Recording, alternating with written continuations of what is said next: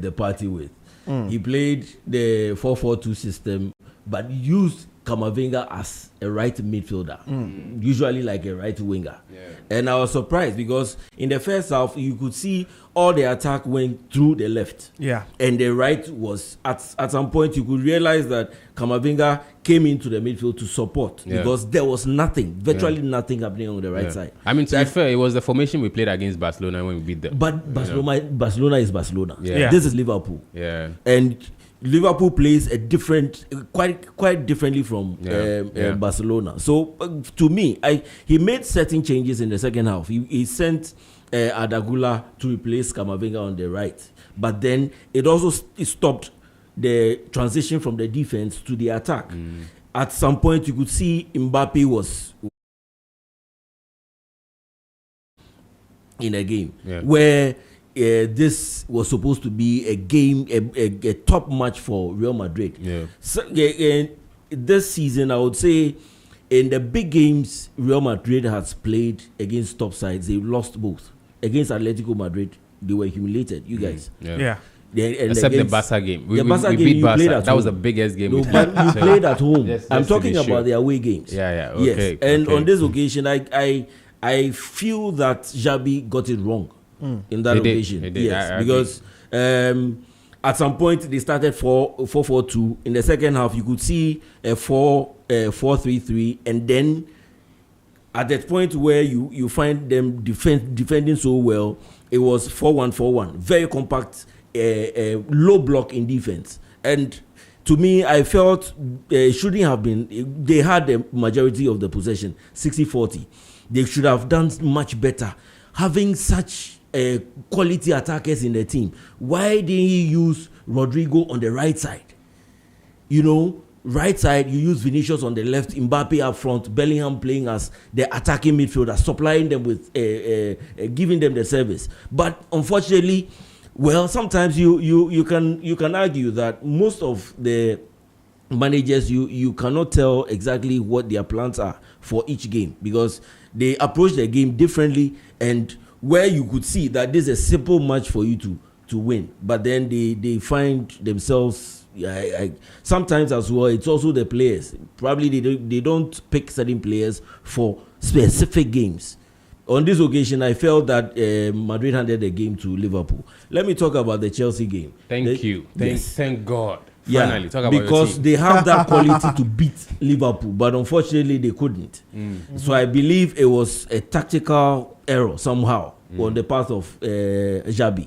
So we are still talking about Madrid? Yes. No, I was just rounding up. When you talk about Karabakh and then Chelsea, I would blame Maresca on this occasion as well. He's been talking about rotation because of the Club World Cup. Chelsea played the whole year, calendar year, without resting the players. Right after the league, they went to camping. They trained for the Club World Cup. And right after the Club World Cup, they only had 1 week to rest. I mean, so did we. We also played the Club World Cup. They prepared for the season, and then the injury started. So in a way, we have to be fair on his part, but he should also know that the Champions League. Wait, you said we should be fair on whose part? On Maresca's part. So for Chelsea, we should. No, because at least he won the Club World Cup. No, are we talking about Club World Cup? No, I'm talking about. I'm not talking because I'm a Chelsea fan. Oh, no. You are. Of course, everybody knows. But then I just want to.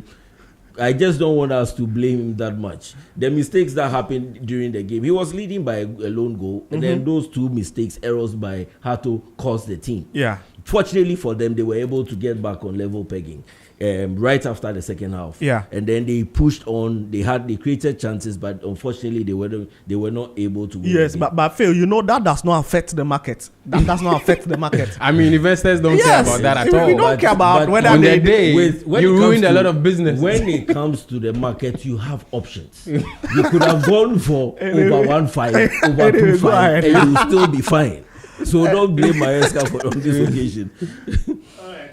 Yeah. So, but then I would also move to the PSG Bayern game very quickly. Yeah. A lot were said before the game, and the 100% record by Bayern Munich is maintained. They went out there, they made sure they did a business in the first half, early part of the first half, and PSG normally when they start games, they play slowly, warm themselves into the game before they end up winning the game. Exactly what happened on the day. Yeah.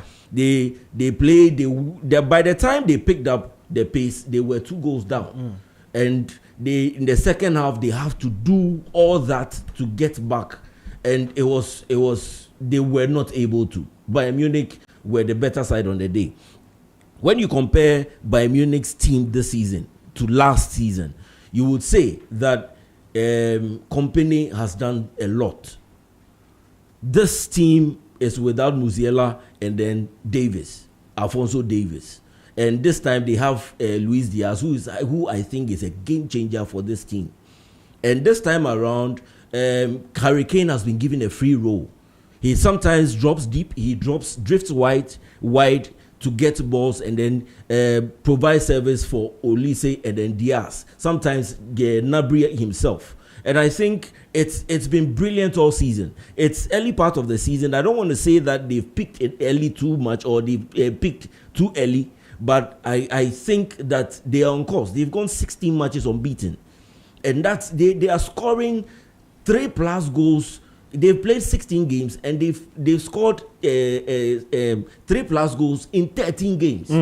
They are doing very well in their attack. Impressive record. Exactly. And the best way to attack is the best way to defend is to attack. Yeah. So if you are attacking, you definitely be sorted out with your defense. That's what is happening to Bayern Munich right now. I only pray that they do not get injuries in this team, because that is the only setback that could happen to Bayern Munich. But as we speak right now, they are doing fine. Everywhere is clicking. No, if you have Harry Kane leading your lines, you have Olise. I mean, these are wonderful players. Wonderful, brilliant players. In between the 2 sticks for you, Charlie. You know, talking about Manuel Neuer, I mean, he probably was that game. So he was adjudged the player of the week.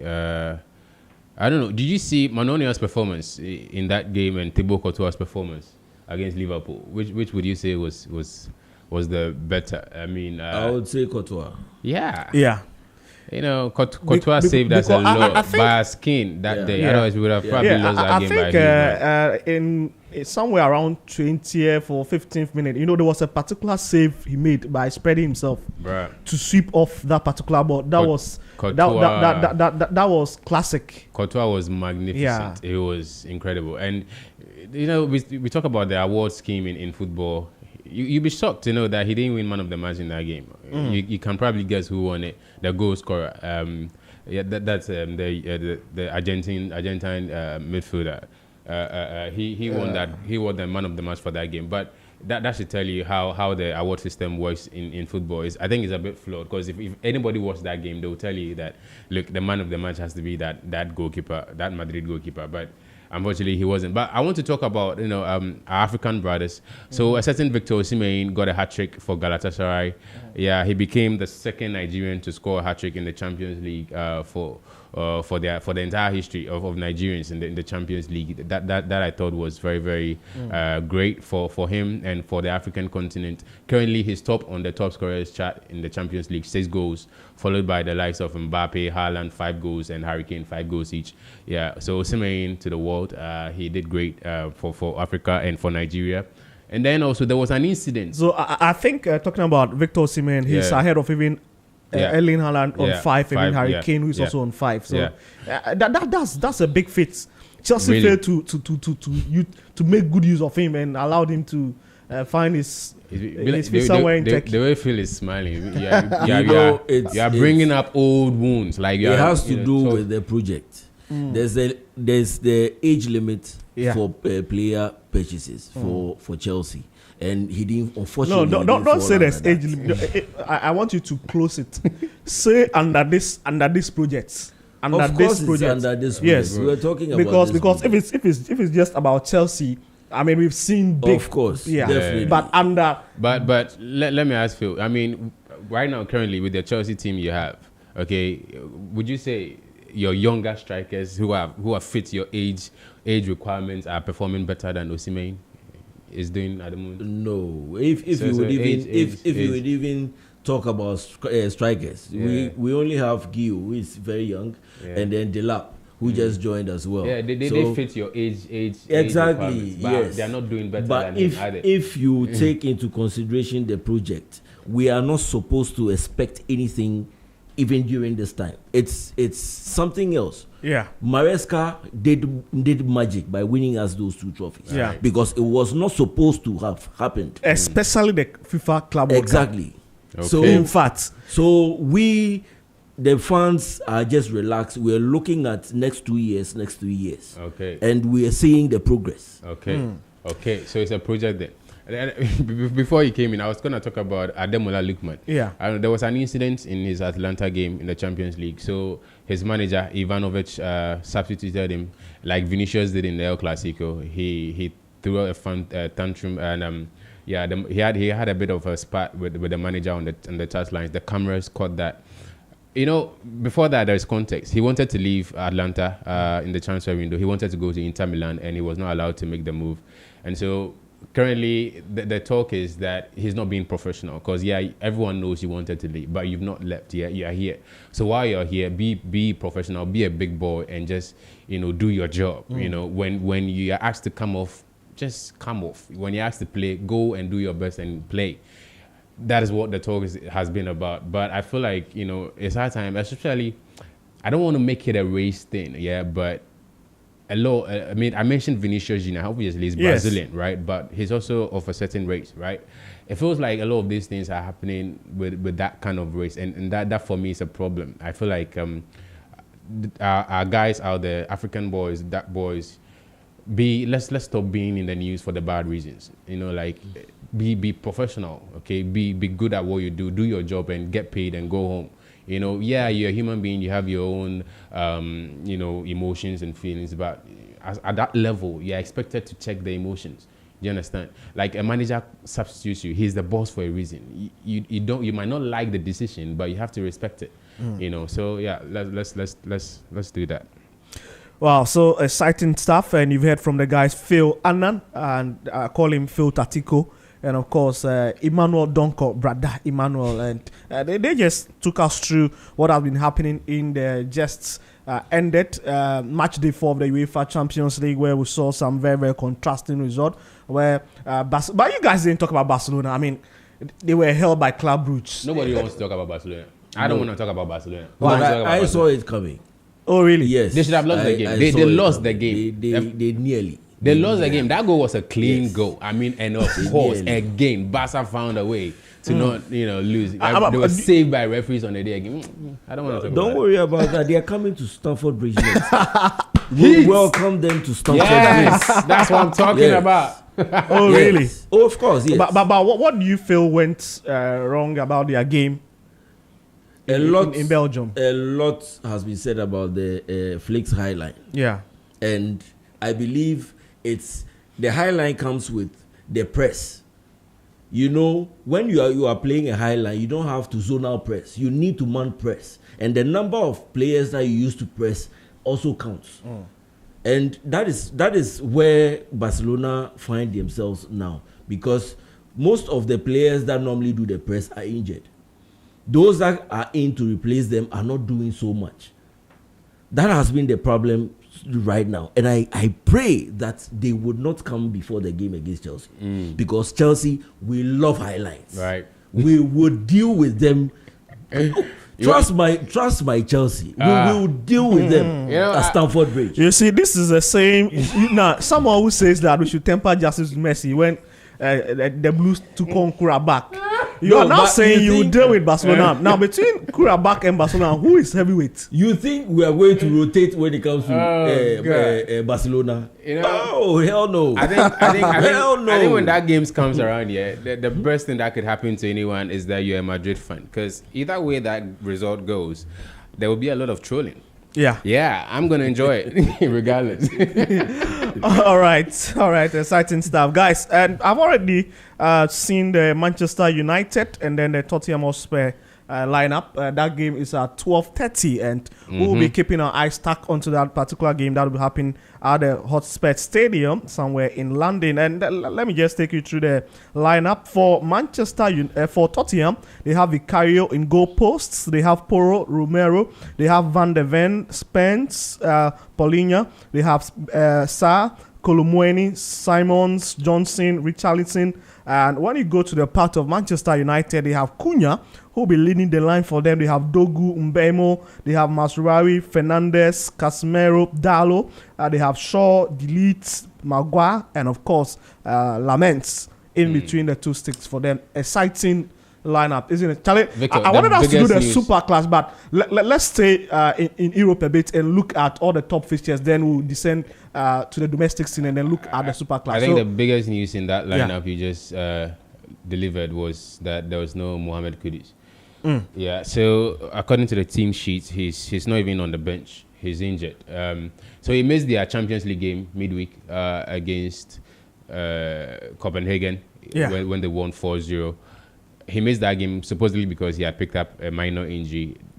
Feeling was that he was supposed to, make it to the squad for this game, but he's again missed it. So that's a bit of a concern for us because remember the Black Stars will be playing some 2 friendly games, and we are expecting that he'll be part of that squad. Hopefully it's not a serious injury, and he travels with the team to Japan to play the qualifiers. But historically, last season, Tottenham have had a better side of United in their matchups. They beat them black and blue last season, but this Manchester United team feels like it's a side on the rise. It feels like it's a side trying to get some consistent good results in there.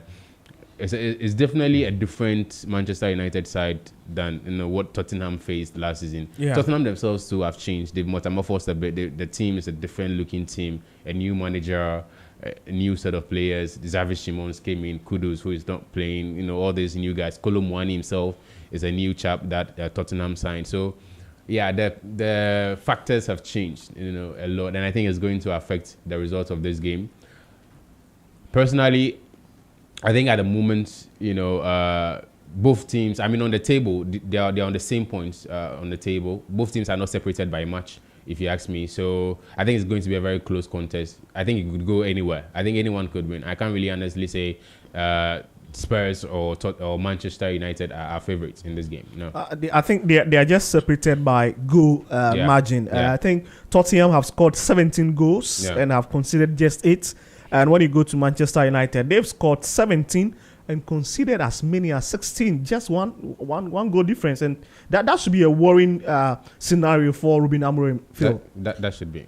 Yeah, that should be. But I think with Manchester United, they'll be coming for a revenge. Okay. Because of things that went on last year. And they are the only team that I would say have had the benefits to prepare for this game without playing in Europe this week. So they would be fit, they would be prepared, they would be geared up for this game. Spurs themselves played also in the Champions League, they won, and they had some few days to prepare. They normally take a day off after the Champions League to prepare themselves for training, and I think they came back on I think yesterday. So it would be probably tactical stuff that they will do. And when you look at Thomas Frank and Postecoglou, the difference in their system is that they Postecoglou normally plays a high line, but then when you look at Thomas Frank, he also plays the same system, but then he doesn't play a high line. The last week, we saw a team that played against Chelsea without Romero. Romero is a key factor in their defense. And he's their captain. He's been brilliant. He was brilliant all season, last season. Though they lost places, they qualified to the Champions League through winning the Europa League and all that. But he's been fantastic in that defense. I believe that he coming back to this game, he would also speak with the last to prepare enough for this game. Looking at Manchester United, they've been quiet for some time, from the time they started winning. And I think it's helped a bit.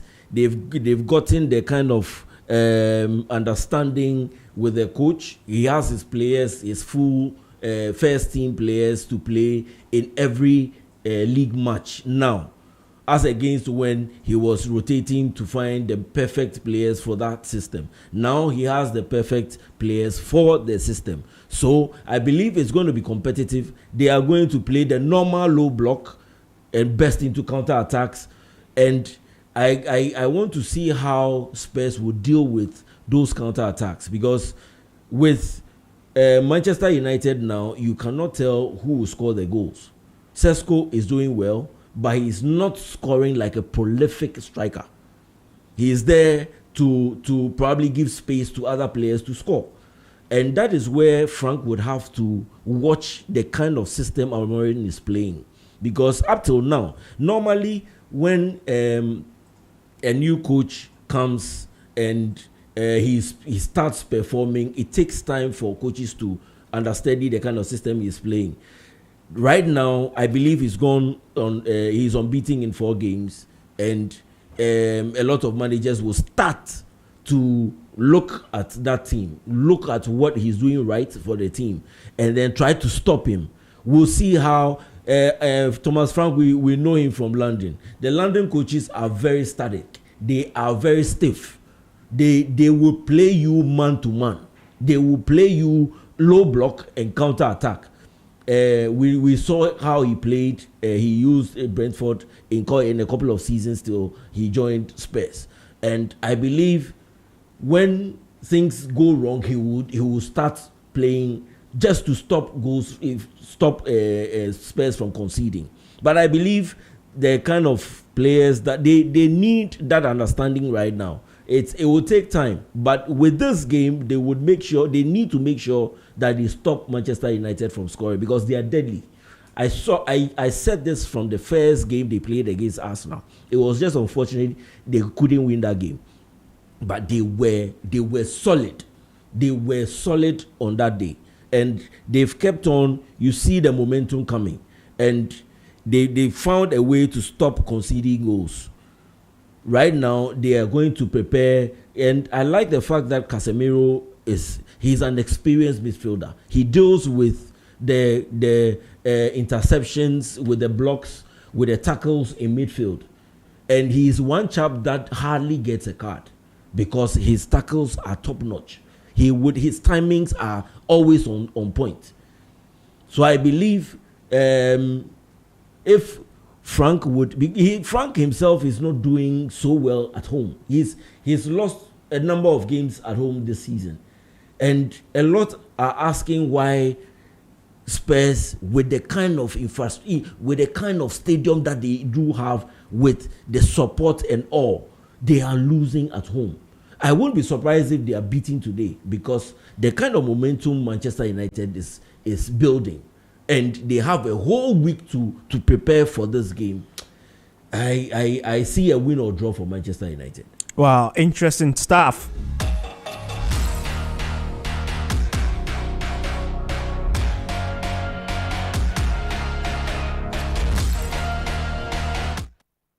Into the weekend sports rally here on Z 101.9 FM. It's a very interactive show. Send your message to us on 054 432 1019. 054 432 109. Well, some exciting shout outs already here, and this is coming from Kofi Nedu. He happens to be at where I stay, and he says that, Charlie, I'm looking forward to Manchester United victory this afternoon. Wow, that's exciting stuff from Kofi. Mr. Henry says, he's sending this one from somewhere, Medina Zongo Junction, and he says that, Charlie, I love what I'm hearing, but look, I trust us to folk to do the business over the weekend.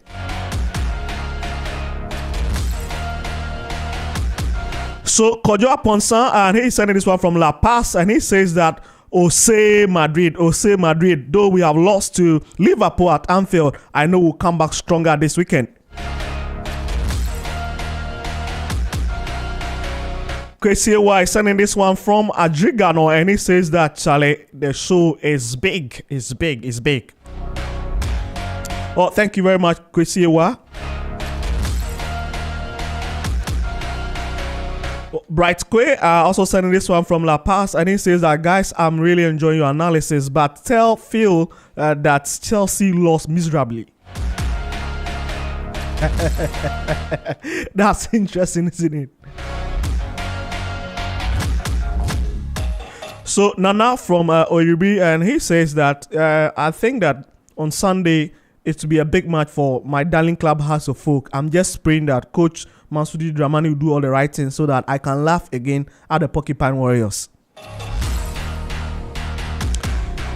And we'll be talking about that game in the later part of the show.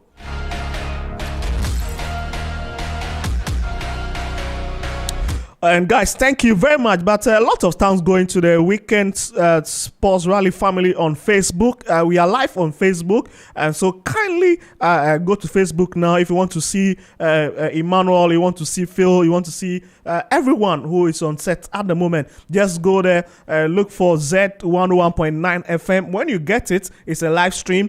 Just press the like button, press the share button, and leave your comment there as well. And I'll be reading them to the hearing of the entire world. And also do well to follow our social media platforms on TikTok and then YouTube at Z Multimedia, and you will be enjoying every show that the station has for you. But time to get back to the guys. And guys, I mean, Phil has spoken much about what Manchester United and Tottenham Hotspur afford the fans this afternoon. Manuel, what is your take on it? Do you think that looking at Manchester United and what they've been doing over the last few weeks, they are so much energetic coming to the game, or do you think that Spurs at least will get the answers for them? Well, look, like I said, obviously, recently they've gotten some good results. United I'm talking about. So everyone expected, them to start from where they finished last season, climb their way all up from 15th, and struggle to find a mid-table place. But they are not at the moment. They are 8th on the table, 17 points, same as Tottenham Hotspur, not too far away from City, who are on 19 points and second on the table. That's just 2 points away from second place, and so that's obviously good news for them. Tottenham, for me, I have to say, are the side I'm disappointed in the most coming into this, because with the kind of signings they made, with the change they made in management, bringing in Thomas Frank, I really expected that. And for the first few weeks, they were flying high. I mean, they beat Manchester City in their earlier games. They I think at the points they were even second on the table. Then the bad results started coming. They lost away to Newcastle, and they lost at home to Chelsea, and it's just been a downhill slide from them for them. But I think head-to-head wise, I think I've spoken about that. But head-to-head, they've got that one going for them. That they beat United. They beat them in all the meetings they met last season, including the one time they met in the EFL. Yeah, they beat them pretty much. They beat them in the league, home and away. They beat them in the EFL Cup. They beat them in the UEFA Europa League final. So head-to-head wise, they've got the psychological thing going for them. Like, this is a side we can beat. This is a side we enjoy beating. This is a side we've beaten before. So psychologically, I think that is something they've got going for them before this game kicks off. But then again, your form hits you. It's good. It's probably great that they got a big win in the Champions League, beat Copenhagen by 4-0. That should boost their morals and their moods, especially on the back of their defeats that they had suffered recently. So that is something that they have going for them. Now let me talk about Manchester United. And Manchester United under Amorim, it's been a very long and tedious time for him. He's just started to enjoy some good results, some good run of reform. Hey, he was named the manager of the month recently. Mbuemo was named the player of the month in the league recently. So finally, in a very long time, it feels like things are turning for Manchester United, and I think the fans are starting to get used to that feeling, and they would want more. Obviously, they want more, and so that is something. But that is something that will be very difficult for them, because they are coming to face a side that really gave them nightmares last season. On paper, it looks like both teams are not separated by much, like I mentioned. But United have 3 wins in a row and then a draw in their last game against Nottingham Forest. So form-wise, United are in better form, than Tottenham, slightly, not by much, but slightly. And so on paper, it looks like United might be the favourites, but that they are going away to Tottenham, and that it's against a Tottenham side that are beating them in pretty much every encounter they had last season, including the Europa League final. It feels like that's a lot of baggage to overcome in a short time, and I think I'm just gonna go for a draw in this game. I really don't see Tottenham letting United beat them. Yeah, not even any scoring chances for both of them, or it's going to be a blank zone. There'll be goals. I think there'll be goals. Both teams have very porous defense. I mean, United, like you mentioned, they've considered 16 times and they've scored just 17, just the 1 goal difference. Yeah, that's a problematic defense, and so there'll be goals. Yeah, and that really draws in the narration that they shout out that Sonny Lamens has been wonderful ahead of Andre Onana. It's just I mean, for use of better words, a kick argument, because if you've scored 17 goals and you have considered 16, yes, I mean, Lamens came in just 3 or 4 matches for him, but it means that even the other goalkeepers they've had, I mean, it's not just ever since he took over, right? So in the last game, there was a 2-2 draw back to Nottingham Forest. The game before that, they won 4-2. I mean, they scored 4, but they also considered 2 against Brighton. The one before that, they won 2-1 against Liverpool. There was another goal conceded there. So basically, clean sheets have been very hard to come for Lamens and United. I think the last time they cut a clean sheet was against Sunderland, when they beat Sunderland at home at 2-0 by 2-0. That was the last clean sheet that they kept as a team, and then for Samuel Lamens. But basically, clean sheets have been hard to come by, and I think but personally, I've told you last week when we did this discussion that I think the defensive job is not down to just the goalkeeper. I think it's a team. It's a team. It's a collective. It's a collective effort that would ensure that you guys get the clean sheet. So when people are judging goalkeepers by the clean sheets they keep and stuff like that, I think that argument is a bit flawed for me. So it seems to me like it's a whole United defense problem. Flawed in a way, but factual in another sense, because I mean, you made mention of Courtois, who was wonderful for Madrid, and we agreed that there were some wonderful saves he made. So would you depending on the contest, would you be surprised to know that he's still considered in that game? Yes, but that would not take away the fact that he was fantastic on the day. You could have shipped in more than 2-3 goals, but I mean, he saved the day. So I mean, so it depends on the contest. Yeah, we are. We've had this argument before. Yeah, so that's why I don't want to go there. Yeah, I don't want to get there. Exactly. And since we don't want to go there, let's look at the current table toppers. That is Arsenal. They are traveling all the way to Sunderland. Yeah, and that's another big game we need to. This is a Sunderland side that just got a very, very big result against a certain blue side of the London clubs. Based on rotation. Based on is it not theory? Is it theory? Now everything is based on rotation. You draw against Karabag is rotation. Sunderland BC is rotation. Yo, we've heard Chelsea fans, we've heard you. But yeah, this is a Sunderland side that as a newly promoted side, they are doing quite well.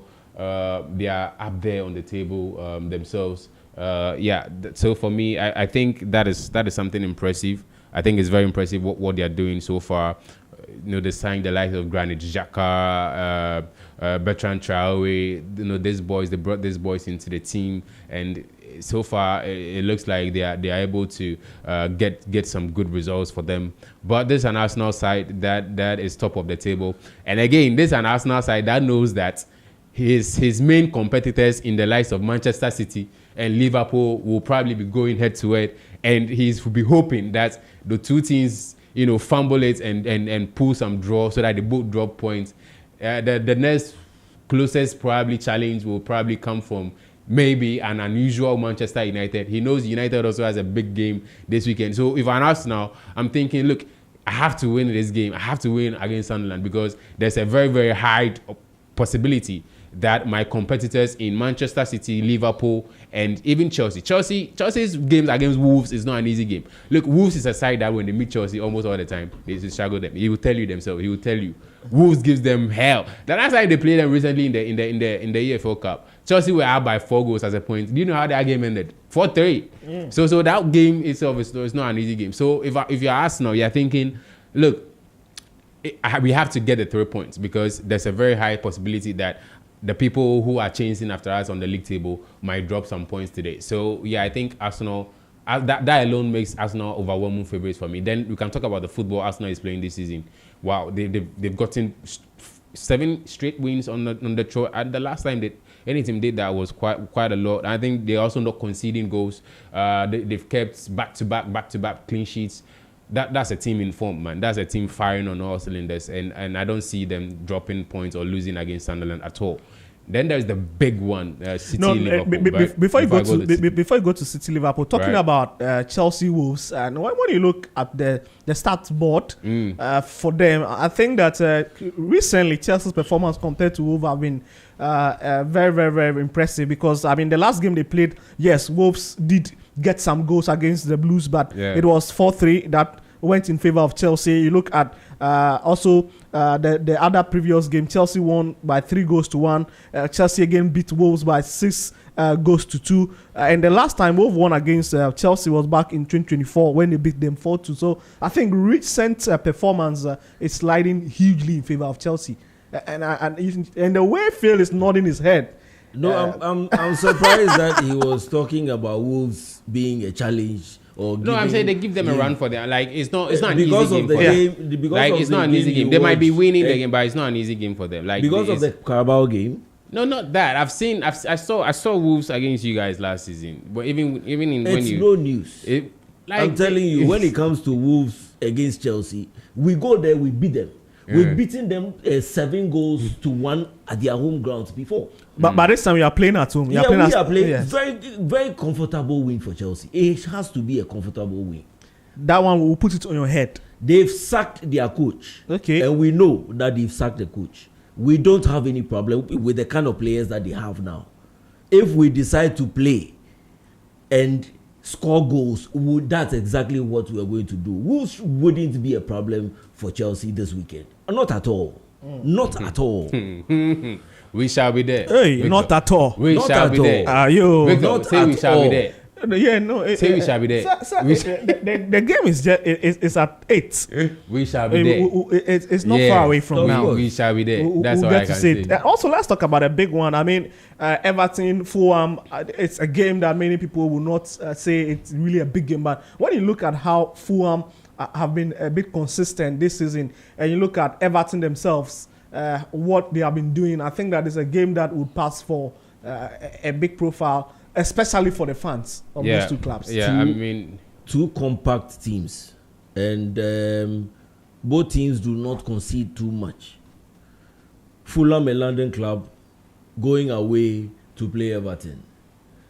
Everton, we know how they play. They are very compact side. If they don't score, they would not allow you to score. And they don't create a lot of chances. But when they score one, they hold on to that lead till the end of the game. Fulham has not performed very well when they go away this season. They play so well. Sometimes they take the lead, but then they end up losing the game. On this occasion, two compact teams coming. I think it should be a scoring draw. A scoring draw. Yeah. Let's try and wrap up with the English Premier League. Let's go to Sunday. Sunday, Manuel wanted to. Yeah, the biggest. I think it's the biggest. Yes, I mean, Man City, Liverpool. Yeah, I think it's the biggest game this weekend. Yeah. So it's gonna be Pep Guardiola's 1,000th game as a manager, and I just saw a video of his old rival Jurgen Klopp, wishing him happy, congratulating him on his 1,000th game as a manager, and hoping he enjoys some wine after the game, but he didn't really wish him luck because it was against his former side, Liverpool, right? That is going to be an interesting game because for many reasons, at the moment, City are behind Arsenal on the league table, not by much, just by some 6 points. And so if City wants to get back into the title race, they know that these are the kind of games you have to win. And it's against a Liverpool side that have been an old rival, an old nemesis for Manchester City. They've gone head-to-head for the title in recent years. And so all that back history would come into this one. Although Liverpool are not far off themselves, they are also just 7 points away from Arsenal. Just the 1 point separates both teams going into this one. So really, everything is on the line. Your title aspirations, your European place aspirations, your pride, and everything coming into this game is just on the line. And I think it will make for a very interesting watch. Personally, as a neutral, I think I really am looking forward to that one. So Liverpool got a very big win against Madrid. So that is something that is going very well for them at the moment. And then there is also the fact that before that, they also managed a win against Aston Villa. Aston Villa are not a mean side, a small side at all to be. And so it's been 2 big wins for them on the trot. And I think that is going to do a lot for their momentum. That is going to do a lot for their general emotions and feelings coming into this one. It makes them feel like they are a side, on the turning a corner, and they are going to be playing like one, like a side that is actually turning a corner. Then there is Manchester City. They got a big win to themselves against Dortmund, 3-0 in the Champions League. Before that, they fumbled in the league. They fumbled in the league quite recently. And so, if you're Liverpool, you're thinking, this is not a City side that are firing on all cylinders. This is a City side that have problems of their own. So, I think it's going to be a very, very... I expect a lot of goals because both teams are not really in their primest of form. So, it's going to be a very, very good watch. Phil, let's talk about Sean Dyche. It's been difficult for him, even after replacing Ange Postecoglou, and he takes on Leeds United at the City Ground today on Sunday. That should be a very emotional game. Before I get to the Nottingham Forest game, let me add a little to the Man City game. Pep Guardiola, just like he said, his 1000th game. That means that would be his 2000s press conference. Exactly. And he's won 3 Champions League as well. And Klopp wished him, and he himself admitted that Klopp has been the coach that has pushed him very close to winning the title. So he would say a thank you to Klopp for wishing him luck on the game. But then you look at this Liverpool side going on a 4-game losing streak and coming back to win against Aston Villa at home and Real Madrid at home, and traveling to Etihad to face Man City. Man City, who we've seen that this season, the 4-3-3 system, which we know covers every part of the pitch, they utilize that. You could see Foden stretching you to the right, and then Doku stretching their game to the left, opening up the defenses of the opposition, finding spaces for Haaland and getting the service to him for him to score. Haaland this season has been scoring goals, making sure that he punishes majority of the teams that he plays against. He is back to that usual self that we know, that the top Haaland that we know him to be. This season he's been fantastic, scoring the number of goals, making sure that every shot that he plays would end up in the post. If the goalkeeper finds himself saving it, then that's fine. But they've been very clinical on the attack. The high line has also come to play this season, because last season, when the issues started, they went back. They stopped playing the high line for some time. This season, I see they've come back to the high line. They push, they press. Like I said earlier, the high line comes with the press. So if you are able to press well, to stop the ball in and around the 8, your opposition from breaking the lines, that's where you get your goals. And if you dominate play and you stretch and open up the defense, especially when you are playing against a system that is playing a 4-back, you are able to find spaces in the defense. And that is what they do. In attack, you find that they play 2-3-5 in attack. So you find 5 attackers in the spaces of a 4-back system. That gives them a lot of chance and spaces to score goals. These are some of the tactics that many of the managers are finding it difficult to stop, because if you don't play a 5-back system, which the 5-back system also limits you from attacking, then you concede. That is the bottom line. And Pep has done so well with getting the quality of players for that system, and that is what has helped the team. When you look at Liverpool with Slot going to Anfield this time, I think I would worry for him, because looking at the attackers of Man City and looking at the defenders of Liverpool, especially the centre backs of Liverpool, they are becoming very slow.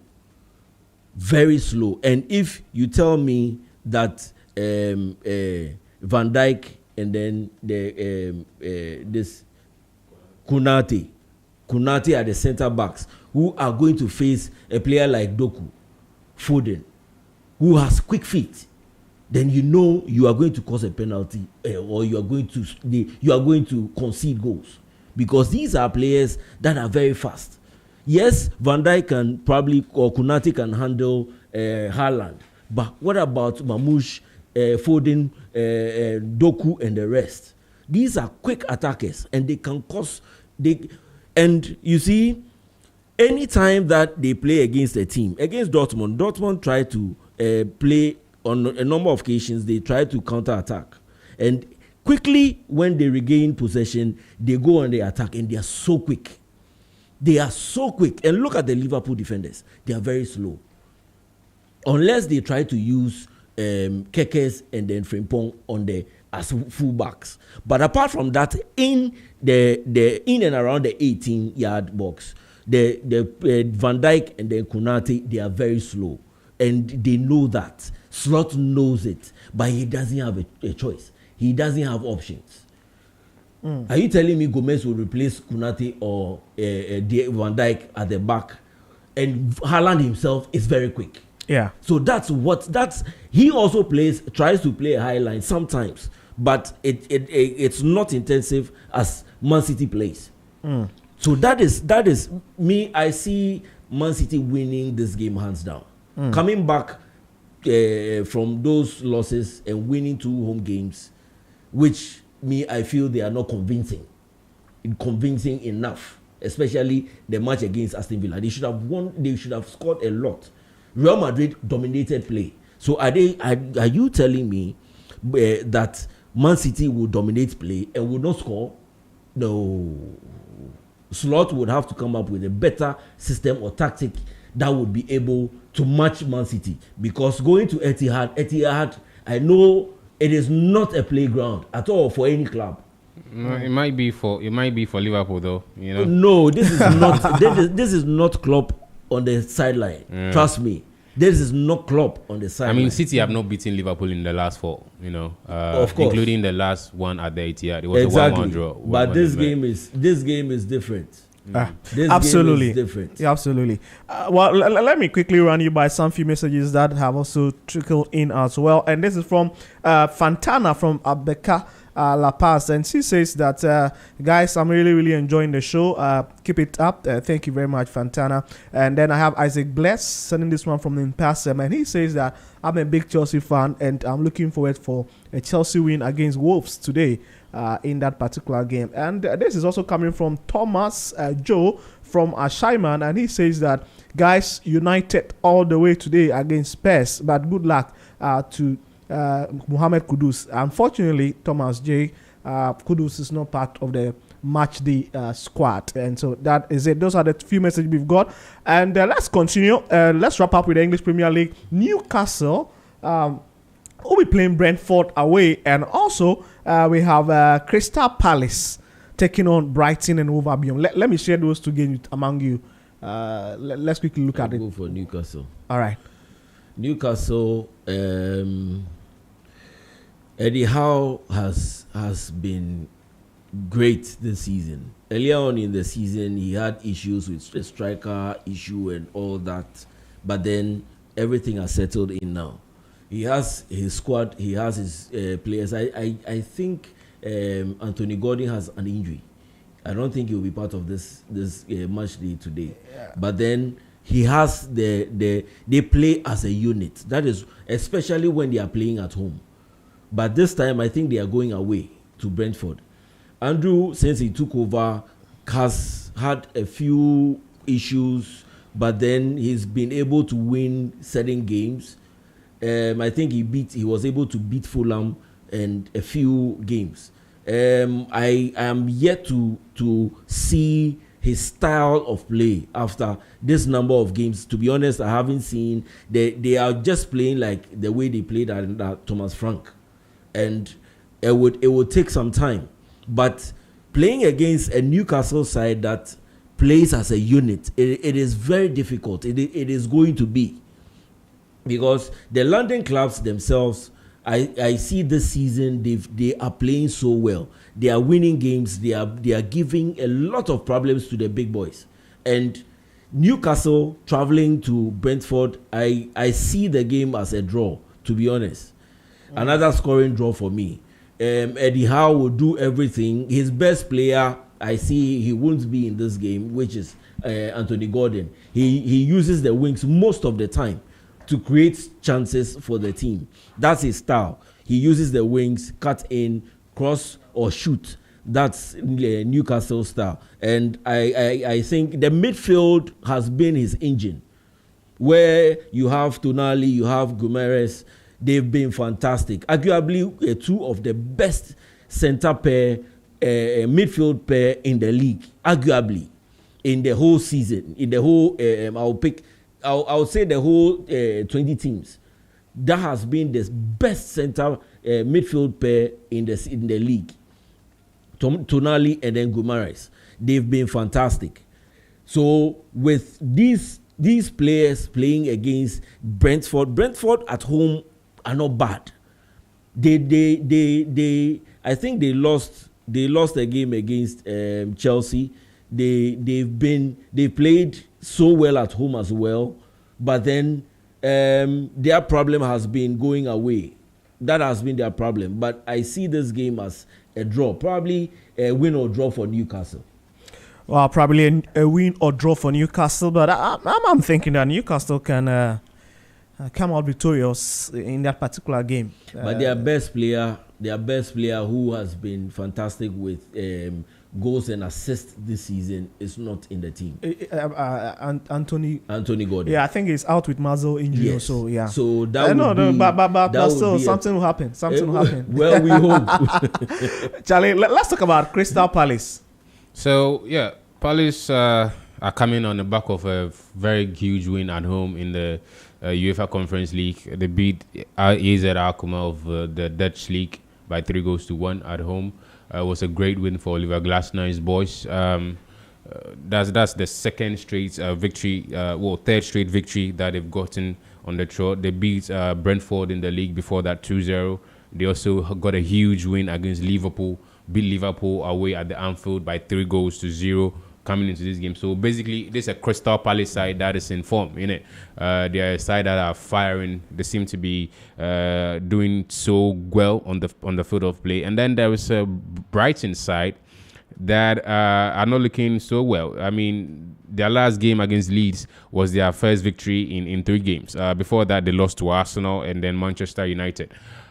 When I look at this Brighton team, I think, under De Zerbi, they were playing that very risky football, pass from the back, no matter what. No matter how good a team is pressing them, they always choose to pass from the back, commit mistakes, because when teams are good at their press, the chances are you're going to lose the ball in your pitch, in your half of the pitch. A lot of the goals they considered were from turnovers. They lose the ball from a team press, and then they are countered and score. And Fabian Herzler, the new manager who replaced Roberto De Zerbi, seems to also be of the same school of thought. So he's playing the same kind of football, very, very risky football, where they insist on passing, on playing from the back. I don't know. Personally, I have a problem with managers like that. Yeah, if you're a manager, yeah, and you are so stubborn in your tactics. This is not working, but they are like, no, I won't change. I won't. I have a problem with you. I have a problem with you. Why? Why are you so stubborn? Maybe if we were working here, we understand. But no, they are not doing so well. Have you heard Ruben Amorim recently when they want some matches back to back? He says that he thank God that he kept to his status. Now he has been vindicated, and he's happy. He's doing what he believes in. So if he's going to take 3 seasons, 4 seasons before we get the results, as he flick. He also said the highlight. He will die. It's to be impossible to change he will die. No, managers like that are a problem, bro. You are a problem because you see, every opponent you face, you make it easy for them to figure out how you're gonna play. They know coming into the game that this is how you're gonna play. Because smart managers who are very good with their tactics, they'll read your game and they'll beat you. A manager like Oliver Glasner, who in his first meeting with Liverpool last season, he lost, and then he told Arne Slot that, look, I'm going to look at your game, your game plan, and the next time I meet you, I'll beat you. And he's beating him 3 times on the strut. You're coming up against this, and look, Brighton have struggled to beat. I think the last time they beat Crystal Palace away at the Selhurst Park was in 2019. That's how long ago it's been. They've not had good results going to Selhurst Park, and on top of, to make matters worse, they are playing the same risky football. And meanwhile, Crystal Palace are on form. They are firing. Crystal Palace look like a side that could go all the way to challenge for top 4, and I think they will. They have the team, they have the players. The manager is also himself doing well. So look, I think it should be an easy win for Crystal Palace.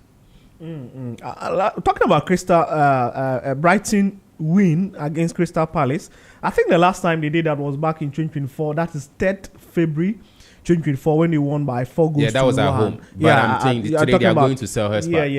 It should be a dreaded ground. Looking at how Oliver Glasner is they are firing. What he's doing. They are firing. Yeah. But the good news for Brighton is that they've not been playing in Europe, right? So the last time they played was last week Saturday. So they've had almost a week, to prepare for this game. So that's what they have going for them. All right, so that is it for the English Premier League.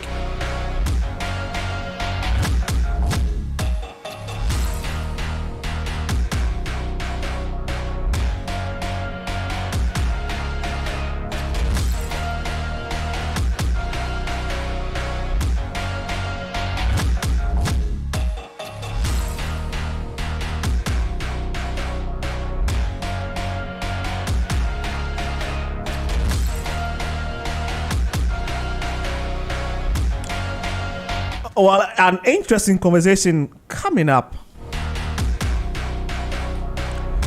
Declan Rice and Moises Caicedo. Who do you think actually is the best defensive midfielder in the world? Send us your thoughts on the number 054-432-1019. 054-432-1019. Or you can call in later part of the show on the long line 030-39-56-641. 030-39-56-641. And we'll also be talking about the Super Clash on Sunday that Hearts of Oak takes on their arch rivals Kumasi Asante Kotoko.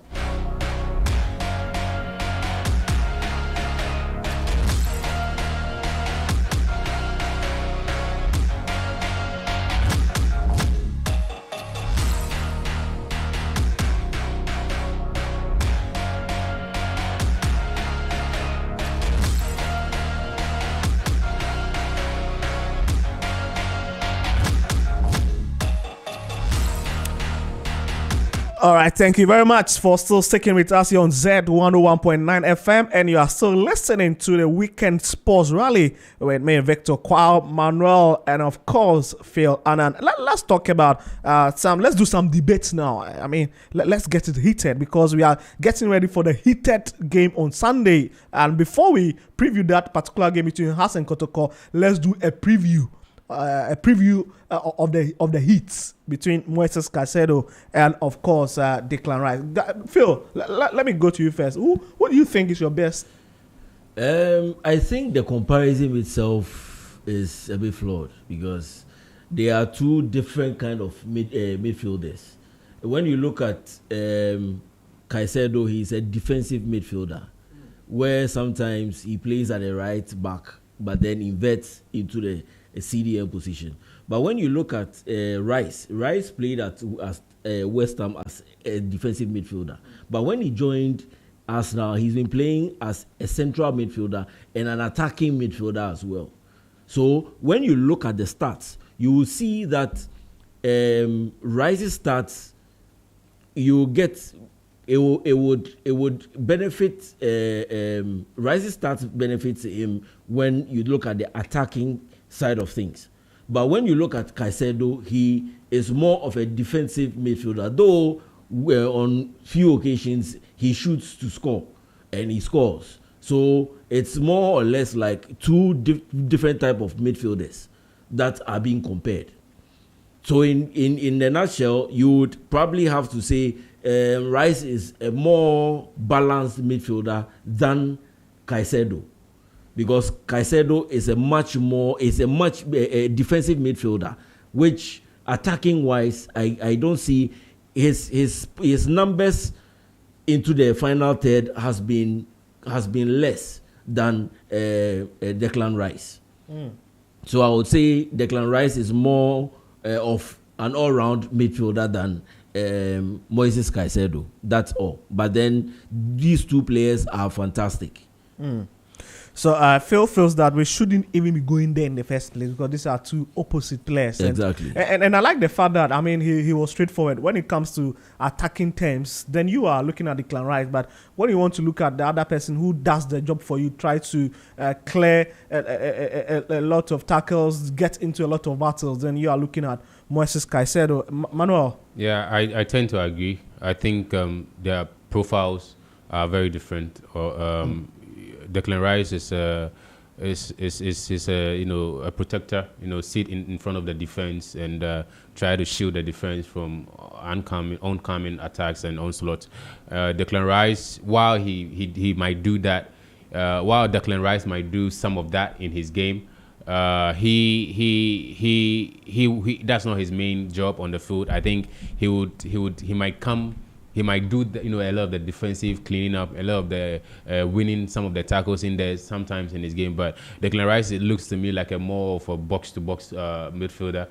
So Declan Rice would maybe help you start your attack or your build-up from defense, but he will also help you finish it. He will run forward, progress the ball, and give final passes or try to shoot himself to score the goal eventually. But yeah, so two different profiles is what we have here. One is a more defensive focused midfielder, and the other is a box-to-box kind of midfielder. And so yeah, that makes the argument a bit skewed in favor of in terms of the numbers when you look at them statistically. And I can make an example and I can show you that, because when you look at their 2025-2026 stats, right? So let's talk about duels.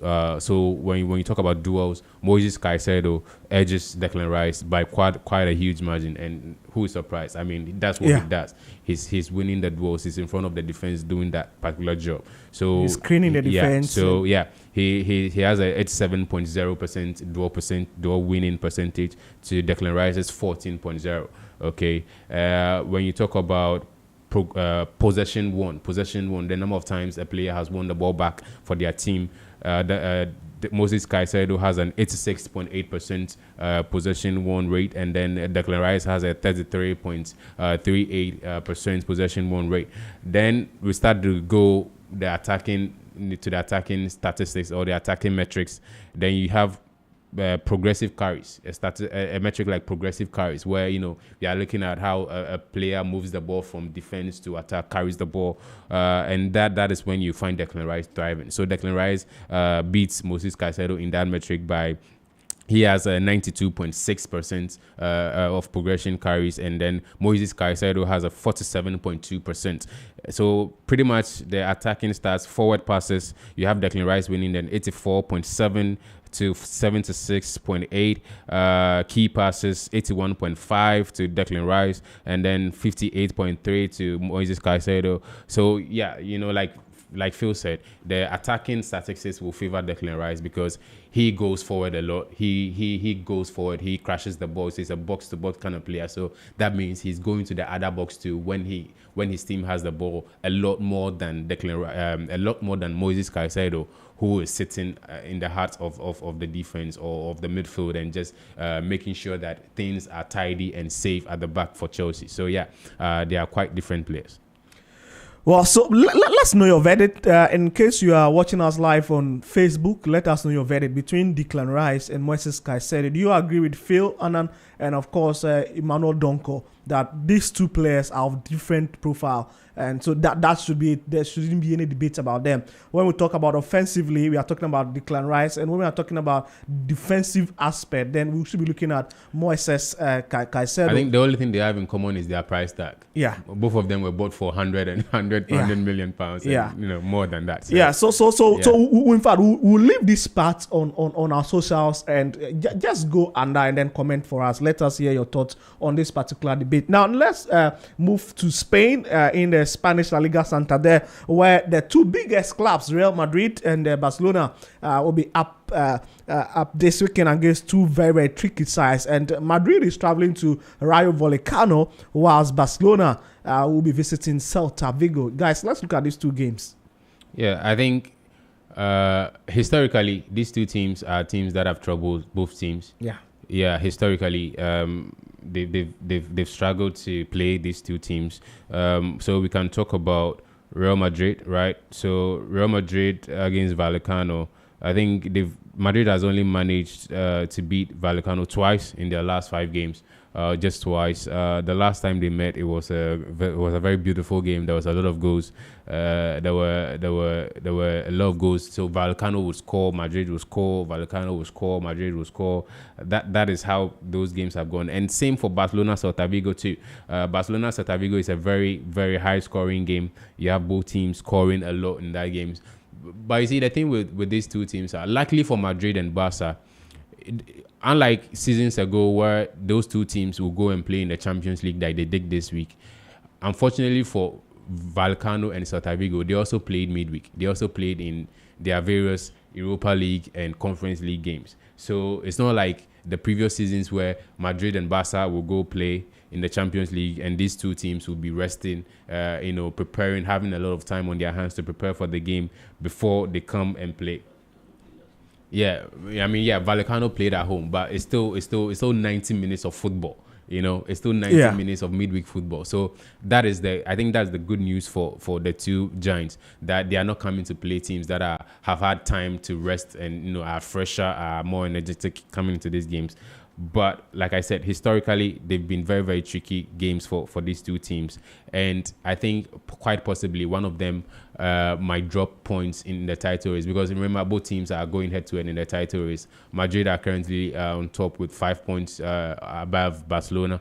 And so every single point going here on out could be consequential in the long-term title run, and anyone that fumbles their tie this weekend is going to regret it, because you either give your opponents an edge by closing the points gap, or you extend your points gap. And so personally, as a Madrid fan, I'm hoping that we beat Vallecano. I mean, they are city rivals. It's a derby game too, because they're also in Madrid.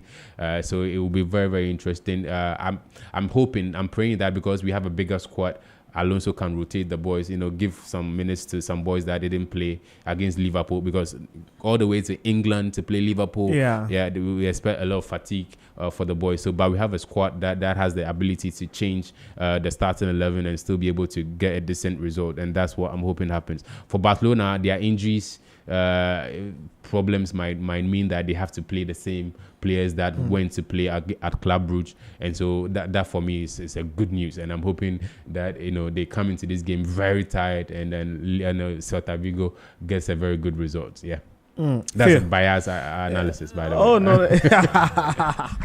Anyway, I think with Madrid would have to Xavi would have to start talking to Dean Huijsen, who is the centre back, the 19-year-old. He conceded possession 15 times against Liverpool, and he made a lot of errors and mistakes. He needs to be spoken to. I know he's young, but then players like Militao and the defenders would have to speak with him. He needs to get a level of confidence. I think he still needs time. Playing regular for Real Madrid isn't a mean feat. For players that are top, that we know that they've gone to Madrid, it took them a certain time before they were able to play week in, week out. But you have had the chance to play in a Madrid side, so you need to make sure that you do your things well. I think he needs time, and some of the games he would have to be benched. That has been my issue with the centre backs of Real Madrid. But I think with Vallecano, we'll see goals. I see Mbappe very hungry for goals this weekend, just because he couldn't score in the Champions League. I know probably he will score a goal or two in this game. With Barcelona, with their game against Brugge, we all saw what happened. I just don't want to talk about it because most of my colleagues and friends are Barcelona fans, and they know that they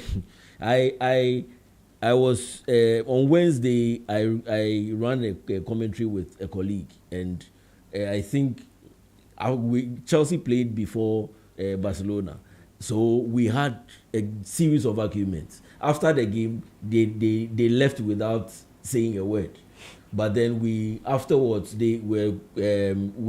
had a chat and all that. They know that they ended up blaming Flick. We are talking about the same issue, about the high line that he needs to vary. But hey, the man said that's his style. But we know Hansi Flick, his second season, every time wherever he's gone to, his second season is something else. He will perform in the first season, and the second season you see him this way. But with the crop of players that he has available now, the injury, we know a lot of teams has injury lists.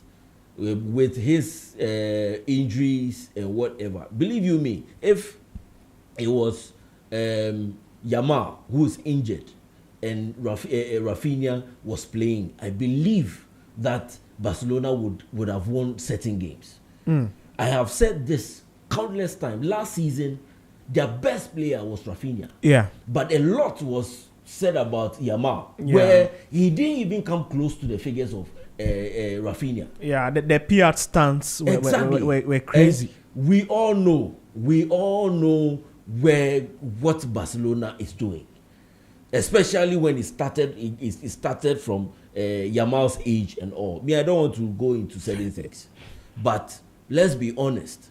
Let's give credit to the player who's done what. Rafinha was your best player. And because of the hype and everything, that's why Rafinha couldn't win the Ballon d'Or. Yes, because they wanted to project Yamal as their best player or whatever. Look at what happened. Now you are the best player. Rafinha is injured. Push the team. Go on and win the matches, and let's see. And now you are there. You are behaving like a kid. No, but he's a kid. Of course, he is a kid. But then they projected him as like the god of whatever.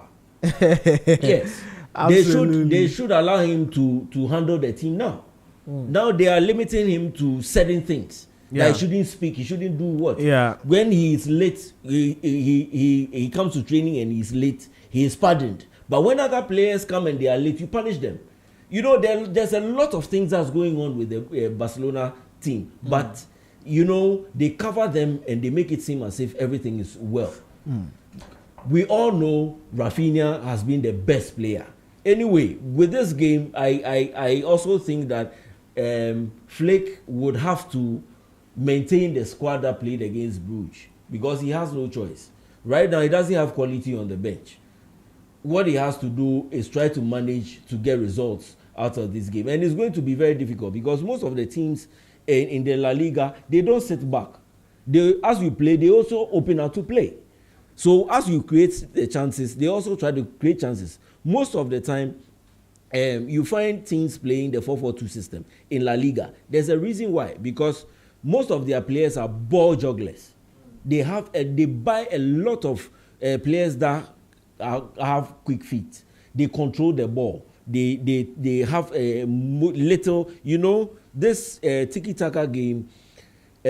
You need to have players that can play this one-touch, little touch passes in midfield and in and around the 18. And those are the kind of players that they look for. They get a lot of players from South America. We know those are the kind of ball, that's the kind of game that they play there. So they try to get players from there and maintain the quality of their league, being like a team, a league that, that has skillful players and all. And I think in a way it's helped the league, but then it has to do with the system of play and the coaches that they have now in the various teams. Barcelona, Flick started well last season. They were outstanding. They did everything. He came in at a time that Ancelotti had issues. He didn't know how to balance the system at Real Madrid where Mbappe joined. And he had to do a lot of changes. By so doing, he lost all the games against Barcelona. He had to go in the end. Xabi also came in with his own tactics. Later on, he realized that the 3-back system would work for him. He had to adapt to the system. That's where he's been able to get Madrid to. But this Barcelona side, this season for Flick, he has to do more because you are playing the La Liga, the Champions League as well is there, and you need to win games.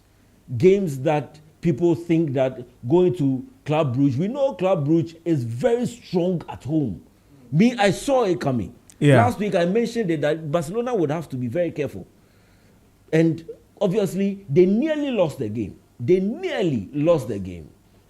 No, but it was yes. But it was a draw. Interesting stuff. So in this weekend, I think I don't think I can predict for the Barcelona game. But I think the Flick would have to do more to make sure the boys win the game this weekend. Well, so that is Phil Annan. You heard that speaking about Barcelona and, of course, Real Madrid. And there are other games as well in the Spanish La Liga Santander. Today, Girona sits home to Alaves, while Sevilla will take on Osasuna, whilst Atletico de Madrid will take on Levante. Espanyol will take on Thomas Partey's Villarreal in that particular big game. Then you go to the French League 1. Marseille takes on Brest. Le Havre take on Nantes. Of course, Monaco, Mohamed Salous's Monaco will take on RC Lens. That's another big game in the French League. A lot of people will be looking forward to. You go to the Italian Serie A, you have Como take on Cagliari, you have Lecce take on Verona. Juventus will sit home and take on Torino, whilst Parma takes on AC Milan. And let's also try and then go to some of tomorrow's game because we're almost wrapping up with the previews across Europe. Tomorrow, Sunday, in the English Premier League, Aston Villa will take on Bournemouth, and we're looking forward to what Antoine Semenyo will be doing in that particular game. You have Brentford also taking on Newcastle in a very intriguing tie. You have Crystal Palace taking on Brighton and Hove Albion. Nottingham Forest, also Premier League stragglers, will be taking on Leeds United. Then Manchester City, of course, and Liverpool, which headline this weekend fixtures in the English Premier League. You go to the French League, Lorient will take on Toulouse. You have Angers taking on Auxerre, you have Metz taking on Nice, Strasbourg taking on Lille, you have Lyon taking on Paris Saint-Germain, another big game in the French league. And then you go to the German Bundesliga, you have Freiburg taking on St. Pauli, you have Stuttgart taking on Augsburg, you have Eintracht Frankfurt taking on Mainz in that game as well. Then let's look at what is happening in the Spanish La Liga. Then you have Athletic Bilbao versus Real Oviedo. That is Ghanaian interest, because we have Inaki Williams and also our very own Kwesi Sibo, who have come under a bit of scrutiny in the last few days as a result of contractual issues and all of that. You have Rayo Vallecano taking on Real Madrid, and I expect Madrid to win that particular game. They have Mallorca taking on Getafe. You have Valencia taking on Real Betis, while Celta Vigo will sit home to Barcelona there.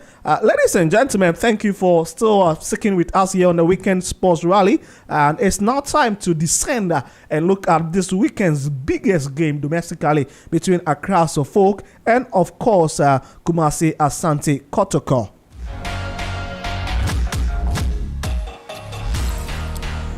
That game, Phil will be talking about it, but we'll also be joined by Ni Asai Ankra via phone, who is the deputy PRO for the NCC House of Folk chapter, to talk about this game as well. But we cannot talk about the Super Clash without hearing the anthem of the two clubs. Let's hear the anthem of both clubs now.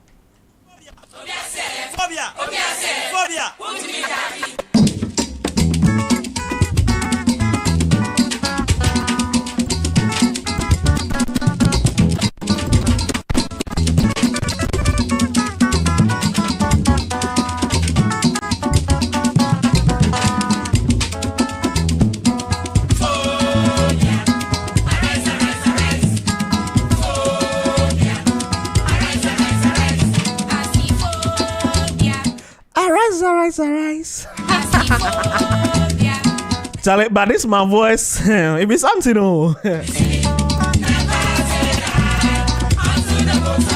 If you see the way Phil is laughing, it means that master, you never go make Ali the choir for church.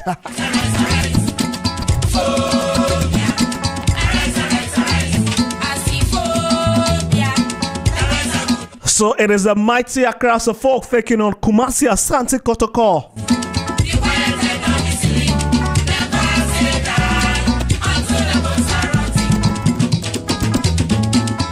I mean, those days when we used to be kids, it's crazy on the street. You hear trumpets, you hear whistles, you hear emotions at plenty everywhere. The restaurants are full, churches close quite early. It's on Sunday. You see families seated together, at least to have a glimpse of the biggest game domestically.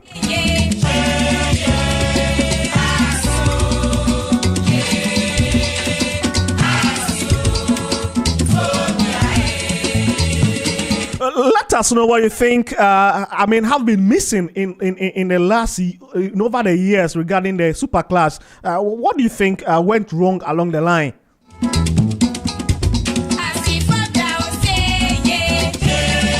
Those days when you hear Charles Taylor,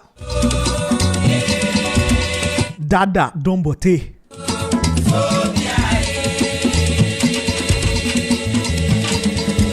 At least those are the players we came to me back in the 2000, the 1994, the 1995. I'm talking as if I'm 45 years old, but Charlie, it used to be a game.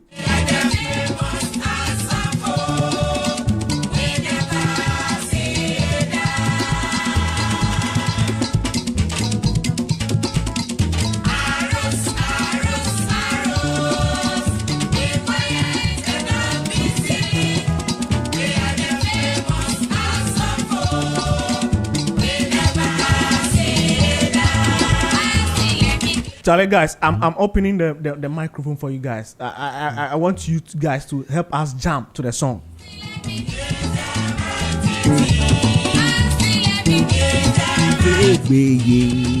Okay, so Phil is singing. Arose. Be quiet and don't be silly. We are the famous House of Folk. We never say that. Arose, arose, arose. Be quiet and don't be silly. We are the famous Hearts of Folk. We never say die. And I tell you, if you are not a Hearts of Folk supporter, you would not feel, you would not see, you would not understand the meaning of this song and what it feels to be a Hearts of Folk supporter. Now I feel is somewhere, Charlie. Hold on, but if you're a Kotoko fan, then this should be it for you.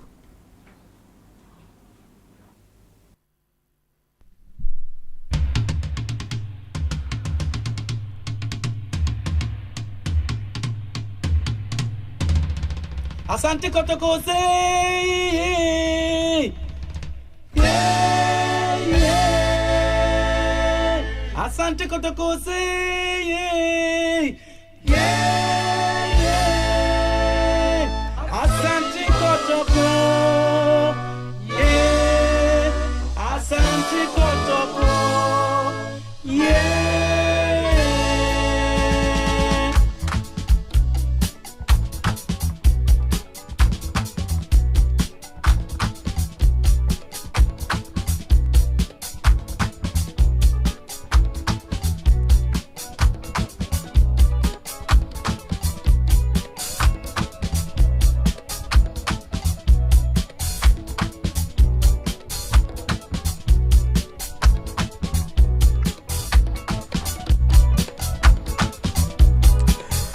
So that is Kumasi Asante Kotoko. But Charlie, it be like some the vibe no. I'm not sure that they feel the vibe. Oh, I like this one. Yebesha mamo. Oh, yebesha mamo. Asante Kotoko. Yebesha Asante Kotoko. Yebesha mamo. Charlie.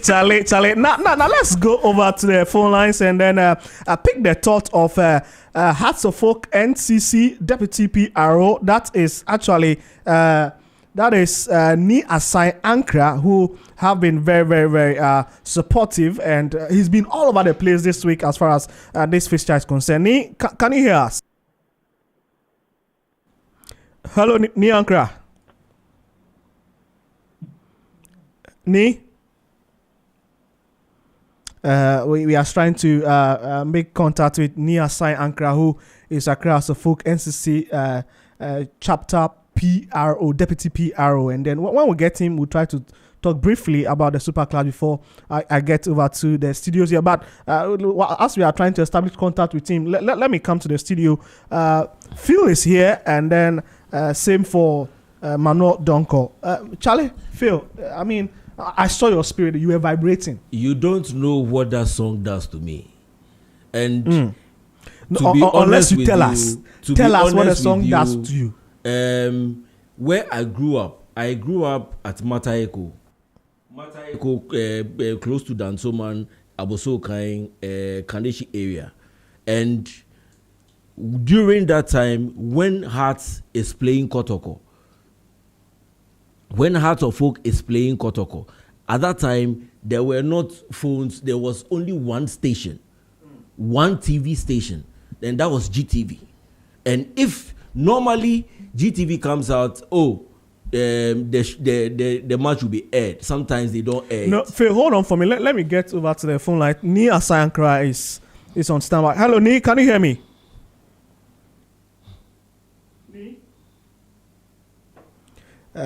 Ni, we are trying to speak to Ni Asai Ankra, who is Hearts of Folk. So, Phil, continue. Yeah. And at that time, it was only GTV and then GAR. Okay. Or radio that does commentary. So everybody is glued to either the TV set or the radio just to listen to what is going on, or you go to the stadium. That time, it was right now, you see, and I have a little concern because the rivalry between Hearts and Kotoko has become something. First, they hardly meet. Right now, you see the President's Cup, you see Hearts Kotoko playing. You see this cup, that cup, and they invite the two to play. So there's no, you see, the kind of, when you even go online to watch the highlights of those times, the matches that they play, I tell you, this morning I just decided to watch one clip to see. And you see in Accra Hearts of Oak Champions League, you see Sami Ajay in post. And they had players like Dankwe on the right side. Dankwe had the captain of the team, Amankwa Mreku, as well, playing as a right back. You have Jacob Neti on the left. You have center backs like Emmanuel Ajima.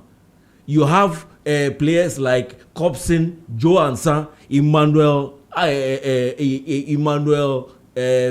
This is Donko. No, not Donko. Did I say Donko? Ishmelado and Emmanuel. I've forgotten the name. While he tries to remember, let me. No. Before you come in, you guys are here. That quality was there. Yeah. During the Champions League, I said the Hearts team, they did everything. Previously, before that era that they won the Champions League, they had gone all the way back to the final. They only were lost. They lost out in going to the final just by a goal. They went to Petro Atletico to beat them 1-0. They needed to beat them 2-0. So in the 2000 Champions League, I knew when they had to play the playoffs, they went to Liberia to play Jean-Jacques. They played a 2-2 draw just to qualify the team. That time, then Ishmelado and that Emmanuel, I've forgotten the Emmanuel. It was the best. It just tell that we were young boys then.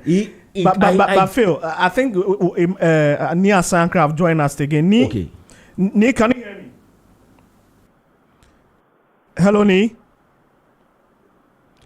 Nia Sankra, we are really Ni. Hello, Nia Sai.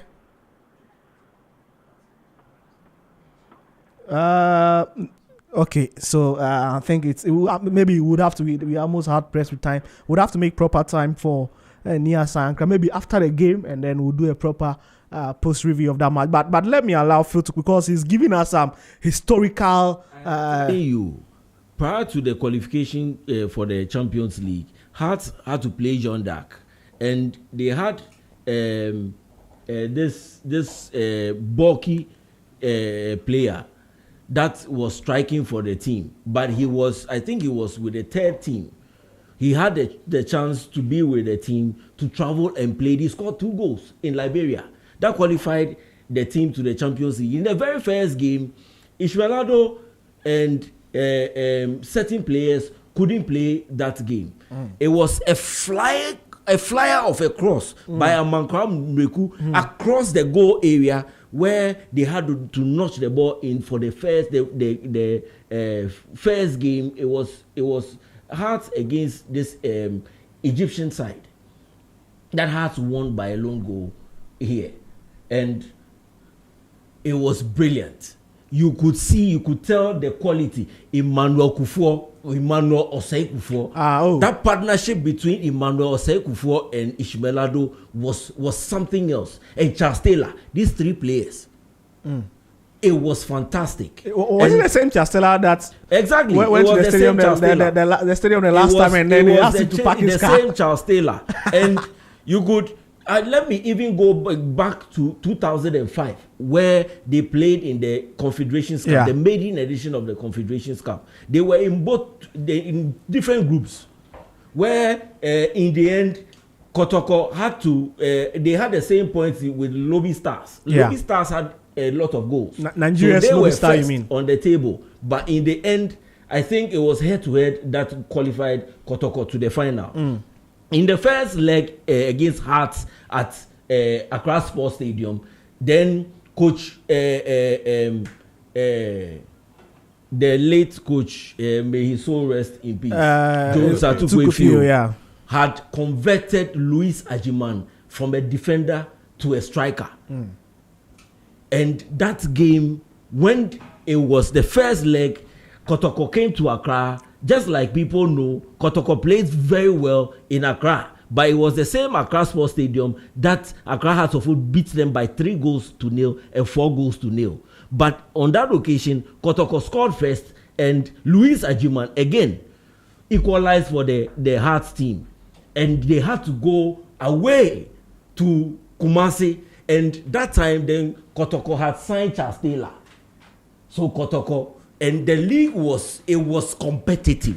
Absolutely. And you could tell when Kotoko was playing, you could see even the Accra Kotoko fans that were in Accra had to travel to Kumasi to watch their games. The Hearts fans that were in Kumasi or all over the country would have to travel to come and watch because of the quality of game that was produced at the time. It wasn't. It was the Hearts game was skill in midfield and then back to defense and long ball to the wings. At that time, then Don Bote had not even showed up. That was the 2000s. But during the 2004, that was when Don Bote had his chance to score a lot of goals for Hearts of Oak, free kicks and all that. So when you are playing against Hearts and Don Bote was in the game, you don't need to give him free kicks around the 18. I'm still talking about the 2005 finals where Hearts traveled to Kumasi, and Charles Taylor had to give them the opener. It was 1-0 at halftime. Second half, when the game was, it was ding dong, and you could tell the quality of play. The whole Africa was watching Ghana because it was Hearts and Kotoko. Forget about the Champions League. The Confederations Cup was something else. Absolutely. That match was electrifying. And Hearts got a corner. I forgot who took the corner, but Ajatete had to chest the ball and played it in. It ended up as a draw, and they had to play penalties. That was what decided the game. That was what decided the game. And if I allow Phil, I am telling you, I said, you don't know what the song has done to me right now. Absolutely. Tomorrow by 8 a.m., I would be at the stadium by 8 a.m. And we've lost a lot of the passion for this game. And we, as the fans, we would have to do more to bring it back because a lot has been lost. But the quality is rising, and we all have to do well to be part of it to make sure that this comes back. But that cup matches that they invite has Kotoko. That's what has. You think it should be a thing of the past? It should be a thing of the past. All right. So that when they meet, the people will know that this is the El Clasico for Ghana. All right. I think Phil is hyper. Let me bring in Manuel Donko. Just 1 minute because we are almost eating to the time of the next show. I won't do 1 minute though. Phil has done 20 minutes. But look, the Super Clash. I grew growing up. It was that big. It was big like the El Clasico. But now it's no longer. And I think the reason why we see a lot of the Hearts Kotoko games in the President's Cup and all these other competitions because the truth is they are probably the only two teams that can draw crowds to the stadium. That's why they keep fixing.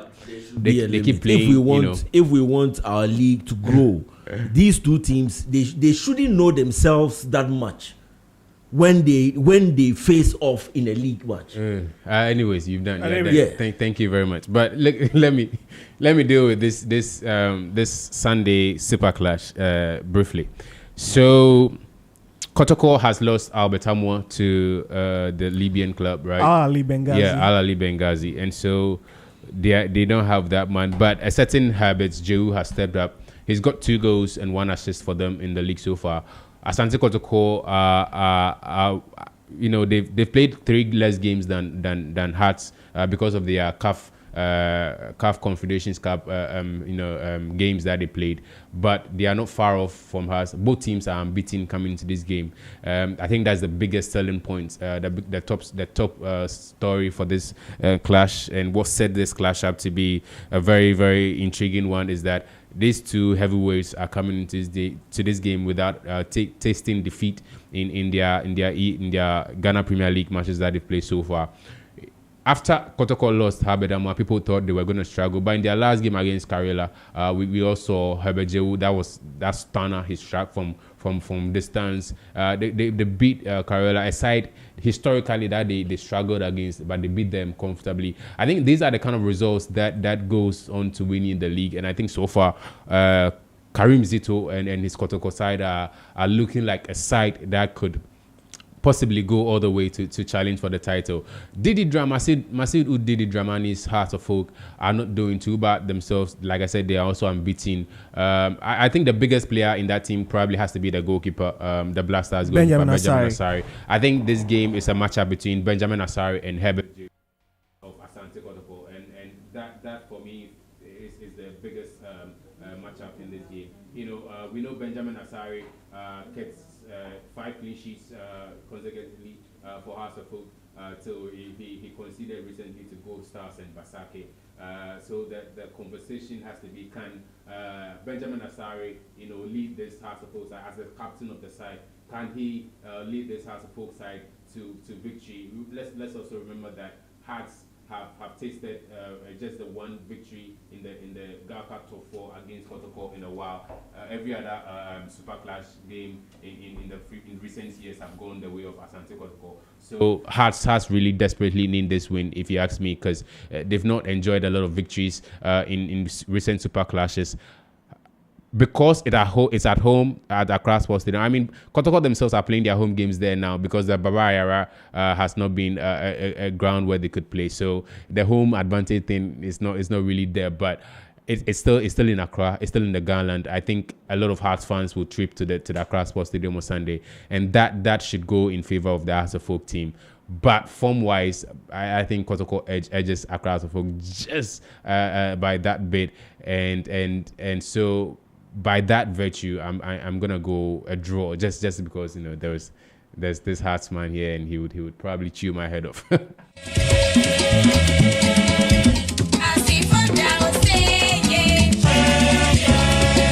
So that's how we wrap up for the Weekend Sports Rally today. There's no time for a shout out. Well, so if you don't hear our voices again, thank you very much, Phil Anand. Thank you very much, Emmanuel Donko, and also to everybody, Mr. Emmanuel Kante, Prince, everybody who have been behind making sure that we bring to you a live Weekend Sports Rally this Saturday afternoon.